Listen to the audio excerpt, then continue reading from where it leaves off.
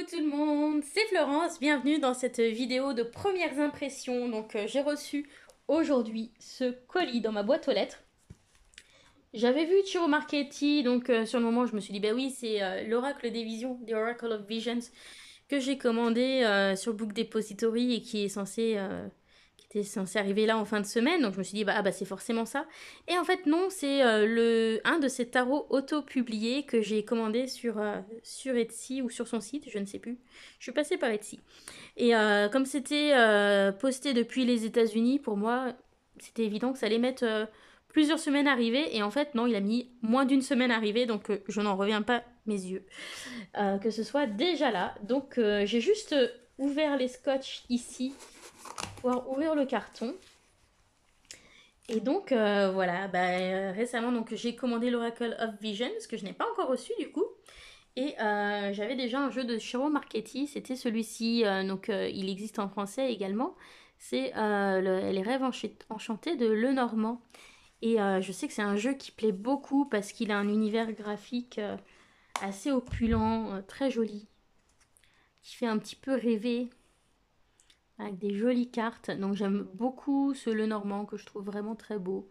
Je sais que... Donc là c'est la version avec les cartes supplémentaires. Et je sais que dans mon entourage, les amis à qui j'ai fait des tirages aiment beaucoup celui-ci parce que il est vraiment très très beau. Donc c'est de l'art digital que fait Joe Marchetti et voilà, je trouvais que dans son Lenormand, c'était vraiment très abouti, très, très joliment fait. Après, dans les tarots mass market, ça dépend. Ça dépend. J'aime plus ou moins. Ça dépend lesquels. Et donc, j'ai regardé ces tarots auto-publiés suite à une présentation que j'avais vue sur la chaîne de Saint-Cide. Et du coup, voilà, j'ai craqué sur le Encore Tarot. Donc, que nous allons découvrir. Donc, c'est arrivé donc super vite, à peine une semaine, un peu moins des États-Unis. Pourtant, il y a le Covid. Donc, franchement, je croyais pas recevoir ça avant la fin des vacances de la Toussaint. Et c'est arrivé bien avant. Donc, c'est bien emballé dans du gros papier bulle, comme vous pouvez le voir. Donc, le conditionnement, très bien. J'ai pas eu de frais de douane. Pour l'instant, j'ai de la chance. Je touche du bois. Mais je n'ai jamais, je n'ai jamais payé de frais de douane sur des jeux achetés aux États-Unis. Alors, carte dédicacée, donc carte signée de Chiro Marchetti. Et puis là, donc on a donc son symbole hein, qui est le fou, voilà, avec le bonnet de fou, qui est en volume, hein, qui est comme poinçonné dessus. Voilà, donc carte collector que je garderai bien précieusement. J'apprécie toujours énormément quand il y a des choses comme ça dans les jeux parce que vraiment, pour moi, eh bien, ça vient renforcer d'une touche personnelle le jeu et ça apporte voilà, beaucoup plus de connexion et de puissance au jeu voilà, que l'auteur ait pris le temps d'y mettre une petite touche de lui. Donc c'est quelque chose que j'apprécie toujours énormément quand j'achète un jeu auto-publié. Voilà, voilà. Donc la boîte donc, qui est protégée elle aussi, hein, du coup. Donc jolie boîte, le Encore Tarot. Encore Tarot, a selection of images from various decks produced over the last 15 years, reworked in a linear illustrative style. Donc une sélection d'images provenant de ces différents jeux produits au cours des 15 dernières années, retravaillées d'une manière illustrative et voilà, plus crayonnée, on va dire. Donc jolie boîte en dur de belle qualité, mat. Alors, c'est une boîte magnétique et j'aime beaucoup les boîtes magnétiques. L'intérieur est comme ceci. Donc on a un ruban rouge qui va nous permettre de sortir le jeu. suis trop contente parce que... Oula, sois pas maladroite, Florence. Je suis trop contente parce que, voilà, je l'attendais pas de si tôt. Et c'était vraiment la surprise. Je pensais que c'était l'oracle Oracle of Visions et je m'attendais pas du tout à ce que ce soit le tarot. Voilà, donc toi, je vais te mettre là la boîte. Et donc, c'est sous blister.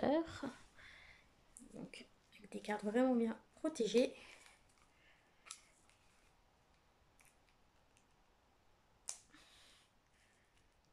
Voilà. Donc, on va essayer d'ouvrir ça. Hein. Parce que je suis vraiment pas douée pour les ouvertures. Bon, j'ai mes ciseaux pas loin. Essayer de couper. Voilà. Voilà, que ça s'ouvre. Parfait. On va y arriver. On va y arriver. Ouh, c'est trop beau.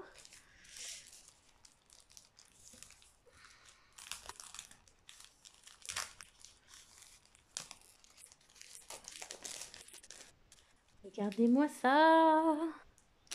C'est magnifique cette tranche rouge brillante. Ça fait presque un peu pailleté. C'est super beau. Puis on sent que c'est une belle dorure costaud. Hein. C'est pas une dorure toute pourrie qui colle. Waouh, waouh, waouh. Super, super beau. Alors le dos. Je suis pas hyper fan du côté des fois trop harlequin, etc. Vous allez me dire c'est bizarre parce que c'est ce qu'il y a sur la boîte. Mais j'aime bien, mais voilà, faut pas que ce soit non plus trop trop trop. Et là je trouve que le dos est vraiment joli.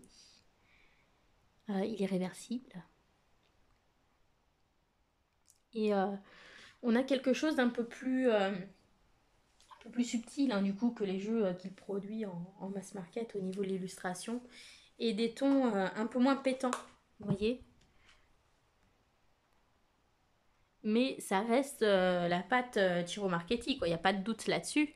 Et du coup, ben, je vais pouvoir faire des combos de folie une fois que j'aurai les trois. Euh, Oracle des Visions, encore Tarot et le Lenormand. Ça va être magnifique. Ça va être de toute beauté. Donc voilà, je suis hyper enthousiaste à l'idée de découvrir le jeu en vrai. Niveau format, elles sont assez grandes. Je pense que c'est peut-être un tout petit peu plus grand que le format standard. Alors, je vais les poser là pour qu'on puisse découvrir tout ça. Je vais essayer de zoomer. Hop là, pas trop, pas trop, pas trop. Reviens en arrière. Voilà, c'est emballé un petit peu mon truc là. Voilà, encore un tout petit peu. Voilà, je pense que là on n'est pas trop mal. Et donc on va pouvoir regarder tout ça. Donc j'ai commandé le jeu via Etsy avec les frais de port, j'en ai eu pour 68 euros. Et donc ensuite bah, j'ai reçu un mail avec le lien pour le livret en PDF. Donc vous pouvez choisir de l'enregistrer, de l'imprimer. Donc le livret faisait 172 pages, je crois, de mémoire. Et ce que j'ai fait, c'est que comme c'était en très grand, bah, j'ai mis 4 pages par feuille à 4 et on a une taille tout à fait correcte. Et donc, je crois que ça me faisait 36 pages à 4. Donc voilà. Ah, super beau. Les couleurs sont magnifiques. C'est super beau. Regardez les animaux. Tout. Oh, elles sont magnifiques, les cartes. Cette grande prêtresse est sublime. Donc on a un carton qui est un petit peu brillant, comme vous pouvez le voir. Mais comme ces autres jeux sont brillants, je trouve que c'est bien, du coup, ça va s'accorder avec. Et on a un carton qui a une bonne flexibilité, on le sent. Mais on voit que c'est un carton qualitatif. L'impératrice, magnifique. J'ai adoré cette carte lorsque je l'ai vue. Enfin, il y en a beaucoup que j'ai aimé. Je fais très attention hein, parce que j'ai pas envie d'abîmer le jeu. Mais regardez-moi ça comme c'est beau. Donc il a vraiment pris les plus belles cartes de ces jeux, il les a retravaillées pour que ce soit bien homogène. Et le résultat est juste splendide. Voilà, hop là. Je fais attention hein, parce que des fois avec les dorures ça colle un petit peu quand même. Donc l'empereur, le hiérophante. Alors c'était pas mon hiérophante préféré celui-ci. J'ai beaucoup hésité entre cette version, le encore tarot et le rétrospectif tarot qui était un peu plus pastel. Celui-là il tire un peu plus sur les tons sépia. Mais il y a quelques cartes qui m'ont fait vraiment pencher plus vers celui-là, je vous dirai lesquelles. Donc les amoureux.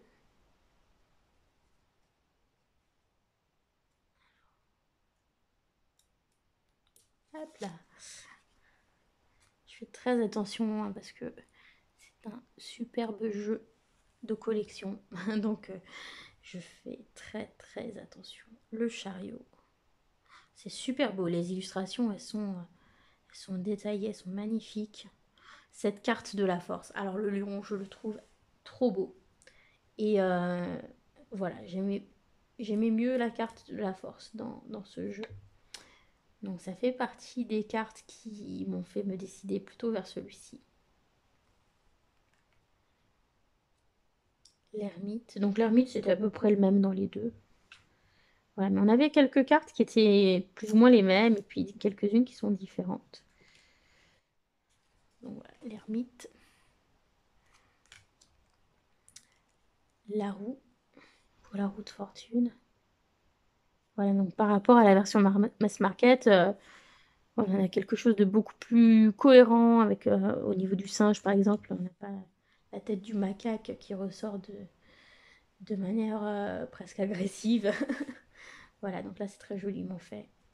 Carte de la justice, assez originale avec deux personnages. D'habitude on ne voit qu'un seul personnage. Ah, voilà, ils sont un petit peu collés, donc je fais attention.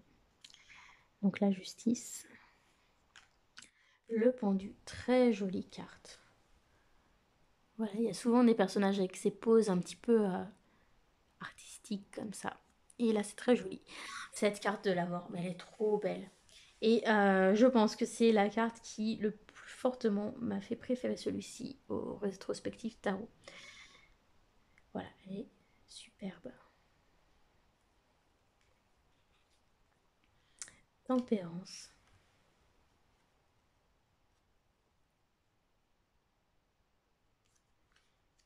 Le diable.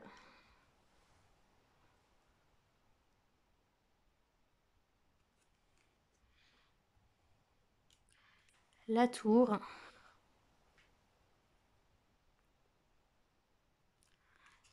L'étoile qui est mais, magnifique, magnifique, à couper le souffle. Regardez-moi ça, c'est vraiment un artiste. Hein. Et je trouve que cette version comme ça, dans ce style un peu crayonné, c'est d'une beauté incroyable.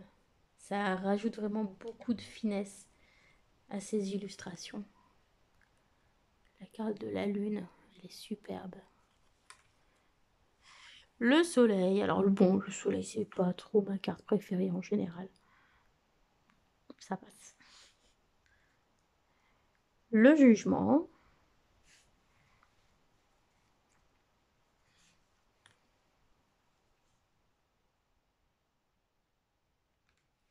Le monde. Jolie carte. Il n'y a pas de nudité.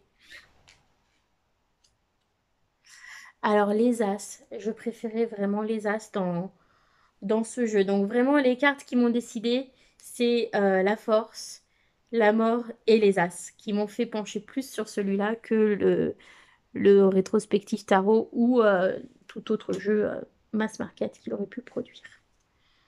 Donc je trouve cette carte vraiment très belle. Super belle avec les animaux. You. Donc le 2, celle-ci aussi, bon, j'aimais bien dans les deux jeux, mais je trouve ça assez sympa.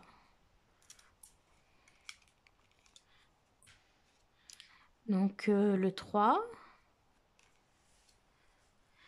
le 4, donc le encore, c'est l'idée du rappel sur scène. Vous voyez, encore, encore. Bah voilà. C'est un rappel en tant qu'artiste qui fait, hein, et où il repropose une réinterprétation de ses cartes préférées. Celle-ci aussi, j'aimais mieux que dans l'autre. Voilà, puis donc il suit quand même assez fidèlement le Rider-Waite, hein, donc vous ne serez pas trop perturbé en passant sur ce jeu. Mais vraiment, c'est une beauté. C'est une beauté. Ça valait le coup de dépenser 68 euros. Donc ici, donc c'est le 9, hein, et le 10 de denier. Le page. On a la lettre P pour les pages. Le cavalier, donc on va avoir des sortes de casques comme ça pour chaque cavalier. Donc on a des chevaux aussi. Donc on a des bordures de couleurs différentes, hein. On a du gris pour les majeurs, du vert pour les deniers, ce qui est logique puisque c'est relié à la terre. Donc moi j'avais hésité un petit peu parce que j'aimais bien le fait que toutes les bordures soient identiques dans le rétrospectif tarot. Mais bon, après il y avait vraiment les cartes dans les majeurs et puis les as que je préférais largement dans celui-ci. Donc du coup voilà. Après bon c'est bien, ça permet de repérer aussi en un clin d'œil voilà, si une famille, une suite sort plus que le reste. Donc la reine, super belle. Les reines sont magnifiques dans ce jeu. Et le roi. Nous avons aussi une carte du palais. Donc le palais de denier. Super beau. Et on passe à la série des coupes, donc avec un tour un peu doré. Jolie carte avec les poissons aussi. Je trouve que c'était le plus joli dans les as de coupe qu'il avait fait. Celle-ci, j'aime bien aussi ce 2 de coupe. 3 de coupe. Alors bon, lui, c'était pas forcément mon préféré, mais bon, on a l'idée de quelque chose de festif avec les masques. Voilà, pas de souci. Le 4. Le 5.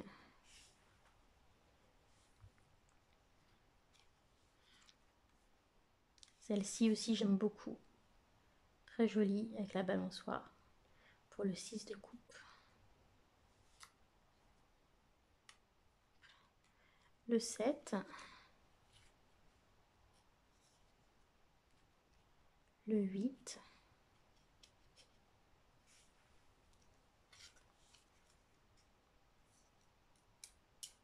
Hop là. Le 9. Et le 10. Je suis pas hyper fan des dauphins, mais c'est pas grave. Après, ça reste une jolie carte quand même. J'aime beaucoup les coloris. Hop là, décolle-toi. Donc, le page de coupe. Le cavalier. La dame de coupe. La reine de coupe. Et le roi de coupe.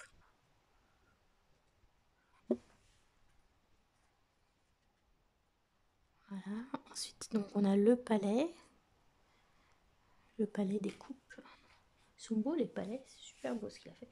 Alors 7 as de coupe, mais il est trop d'épée, il est super beau. Je préférerais nettement celui-ci aux autres qui étaient proposés dans les deux autres jeux. Le 2 d'épée. Le 3. Le 4.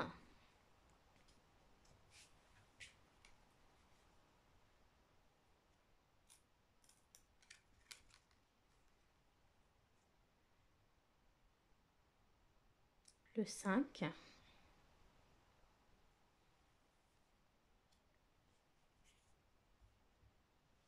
Le 6.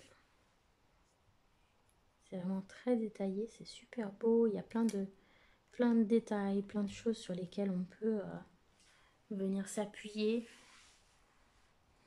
pour faire marcher son intuition. Le 8 d'épée.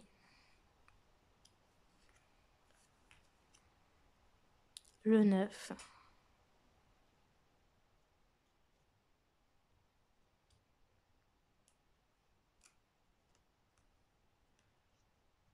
Le 10. Donc on retrouve hein, cette l'aigle. C'est intéressant. Là, on est dans l'élément air. Hein. Le page. Le cavalier.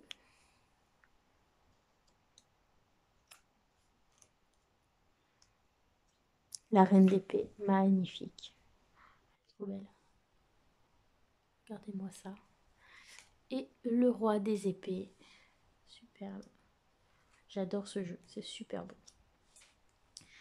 Le palais des épées. Avec des Pégases. Donc logiquement, bah, on va terminer avec les bâtons, du coup. Hop là, décolle-toi tout doux. C'est bien. Donc, l'as des épées.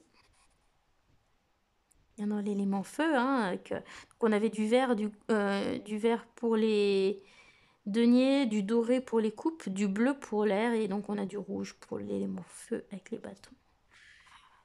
Le 2 de bâton. Le 3. J'aime beaucoup ce qui se passe dans sa tête, etc.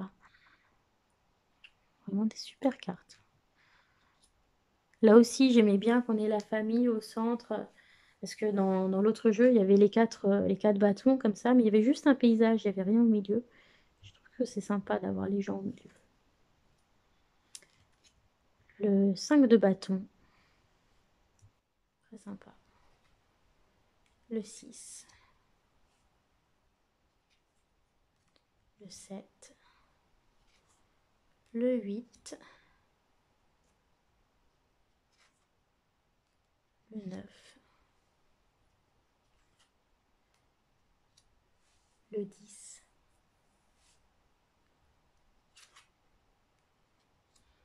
Et vous pouvez être sûr qu'avec Chiro Marchetti, je pense les éléments ne sont pas là par hasard. Vous voyez là, le cerf, voilà, c'est le maître de la forêt. Il y a l'idée de responsabilité. Voilà, ça fait partie des mots-clés associés au 10 de bâton. Donc voilà, je pense que tout a été bien pensé hein, dedans. Le page. Toujours des personnages très jeunes, des enfants pour les pages. Ça, c'est plutôt sympa aussi. Le cavalier. La reine des bâtons. Elle me fait penser à Katniss Everdeen dans Hunger Games, quand elle est dans sa tenue de fille du feu. Le roi des bâtons. Et le palais des bâtons. Bah voilà, on a vu tout le jeu. Donc vraiment magnifique. J'ai pas pensé, enfin du coup j'ai pas descendu le PDF avec moi, mais voilà, ça avait l'air d'être plutôt bien. Il revenait dedans, j'ai feuilleté un peu sur les différents symboles qu'il y a dans les cartes. Il expliquait vraiment pourquoi il a fait la carte comme ça. Donc voilà, c'est bien fait. Et on a un jeu vraiment super beau, de belle qualité. Il me tarde de l'utiliser en tirage. Alors, je vais dézoomer, hein, on va revenir à une taille plus normale. Voilà. Et donc, bah, on va faire une courte présentation du jeu.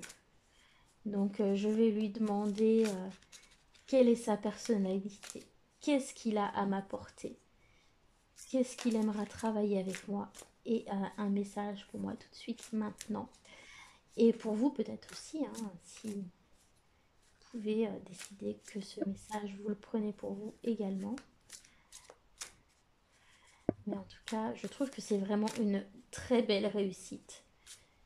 Et on sent que c'est un jeu qualitatif. je le brasse. Hop là, toujours les mains au-dessus, moi. Je brasse pas façon poker. Je sais pas faire de toute façon. Donc voilà, je ne peux pas vous dire comment il se brasse de manière poker. Je suis incapable de le faire. Voilà, mais en tout cas, il tient bien en main. On est dans un format peut-être un petit peu plus large qu'une carte de tarot classique, mais ça reste un format voilà, à peu près normal. Alors, ça s'étale très bien. Aucun souci. Alors, qui es-tu? Quelle est ta personnalité? Page de bâton. J'ai imaginé. Ouais, aussi, il y a quand même ce côté un peu feu hein, dans ce jeu avec les tonalités chaudes. Et donc, on a l'idée que il va aiguiser notre curiosité, qui va être enthousiaste et optimiste. C'est un jeu chaleureux avec de la joie aussi dedans. Qu'est-ce qu'il va aimer travailler avec moi? Non, oui, bah du coup, qu'est-ce qu'il va aimer travailler avec moi? C'est la question que j'ai portée. Mon rapport à la générosité, euh, au fait d'être capable de donner, de recevoir, d'accord, comment je me sens par rapport à ça. Ce qui va m'apporter davantage d'équilibre sur le plan matériel, hein. Donc, oh, je sens qu'il va être assez concret, hein. Assez terre à terre comme jeu. Qui va être intéressant pour travailler tout ce qui va être financier ou professionnel, je pense. Intéressant. Et puis un message pour moi tout de suite, maintenant, et peut-être pour vous aussi. Le pendu, lâche prise, prends du recul. Sois patiente.